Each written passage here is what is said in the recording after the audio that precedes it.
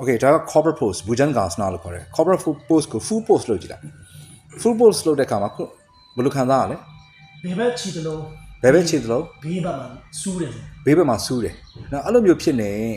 corporate post ကိုလုံးဝလုပ်လို့မရအောင်နော်ဒါကအောင်ကြောဖိနေတဲ့လက္ခဏာဖြစ်တယ် radiculopathy လို့ခေါ်တယ်ဒီ exercise ကိုမလုပ်အောင်နော်အဲ့တော့ခါနာတဲ့ case ကအမျိုးပေါင်း20လောက်ရှိတယ်လုပ်လို့ရတဲ့ဟာရှိတယ်လုပ်လို့မရတဲ့ဟာရှိတယ်ဒီလို call လိုက်တဲ့အခါမှာ तू ကအောင်ကြောဖိတဲ့လက္ခဏာ radiculopathy sign ရှိရင်လုံးဝလုပ်လို့မရပါဘူးနော်အဲ့တော့ sciatic sign ရှိတယ် SLR stretch လုပ်လိုက်တဲ့အခါမှာခြေထောက်မှာစူးကျင်ပြီးတော့နာတာမျိုးရှိတယ်အဲ့တော့တချို့ကကျတော့ဒီ supine SLR ပေါ့နော်ဒီကျိုးမပါမနဲ့ exercise လုပ်တယ်ဒါခြေထောက်မြောက်လိုက်တာနဲ့ तू နာရတယ် तू နော်လုပ်ကြည့်ပါအဲ့မှာ तू ဒီကျိုးမပါတဲ့အတွက်ခြေစလုံးထဲမှာနာတာမျိုးကျင်တာမျိုးရှိတယ်ဟုတ်တယ်နော်အောင်ကြောဖိတဲ့လက္ခဏာလေးရှိတယ် relax အဲ့တော့အဲ့လေ့ကျင့်ခန်းကိုမလုပ်ပါနဲ့ supine SLR လေ့ကျင့်ခန်းမလုပ်ဘဲနဲ့ကျွန်တော်ဘာကိုပြောင်းအောင်လဲဆိုတော့ SLR stretching ကိုကျွန်တော်ပြောင်းမယ်ဒါ side nerve ကိုကျွန်တော် stretching ပေးတဲ့ပုံစံပေါ့ stretching ပေးတဲ့ပုံစံဆိုရင်ကျိုးနဲ့အဲ့လိုဆွဲတာခြေပြားလေးမှာအဲ့လိုလေးထားလိုက်မယ်ပြီးတော့6ဒူးကောင်းလေးကိုဆန့်ပြီးတော့လို့60ဒီဂရီလောက်အဲ့လိုလေးဆွဲထားမယ်အဲ့ပုံစံကိုစက္ကန့်20ဆွဲရမယ်3ချိန်ဆွဲပါအဲ့တော့ supine SLR လို့ခေါ်တဲ့ဒီ activation ပေးတဲ့ပုံစံမျိုးပေးလို့မရဘဲနဲ့သူ့ကို stretching ပုံစံပေးရမှာ SLR stretch လို့ခေါ်တယ်နော်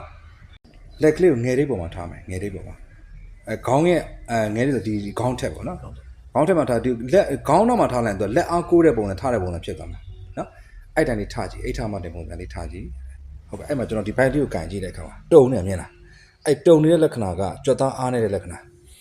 နော်အဲ့တော့ core muscle ကိုအားတန်အောင်လေ့ကျင့်တဲ့အခါမှာဒီ rectus abdominis ဘိုက်မှာရှိတဲ့ကြွက်သားတွေပေါ့နော်သူ့ကိုအားကောင်းအောင်လုပ်တဲ့အခါမှာဆိုရင်ဒီလေ့ကျင့်ခန်းထည့်ဖို့လိုတယ်အဲ့အချိန်မှာကျွန်တော်ခါးကိုမပါစေခြင်းတဲ့အတွက်ဒူးကောင်းလိုထောင်ထားလိုက်တာဟုတ်တယ်အဲ့မှာခါးကသူကကြမ်းမြင်တဲ့သူကတသားလေးဖြစ်သွားတယ်နော်သူကကြမ်းမြင်ပုံမှာ relax position ဖြစ်သွားတဲ့အချိန်ကျမှဒီဘိုက်ကိုကျွန်တော်တန်အောင်လုပ်မယ်ဒီမှာရေးကြည့်တာကထားတဲ့အခါမှာအမြင့်ကြီးထားကြမလို့ okay တော့ပြီရပြီ relax 3စက္ကန့်တောင်းပြီးတော့တစ်ခါ relax လုပ်မယ်အဲ့ဒါကို10ချိန်3ချိန်လောက်လုပ်ပြီဒါဆိုဘိုက်ကျွတ်တာအားတန်လာလိမ့်မယ်အထိုင်များလူတွေမှာသူကဘိုက်ကို short ပြီးထိုင်တာဖြစ်တဲ့အတွက်ဒါတွေကအားနေလာတယ်ကြားလာတယ်အဲ့တော့ဒါအခါရှိမှရှိတယ်ကျွတ်တာသူကလည်းတန်မှုအရေးကြီးတယ်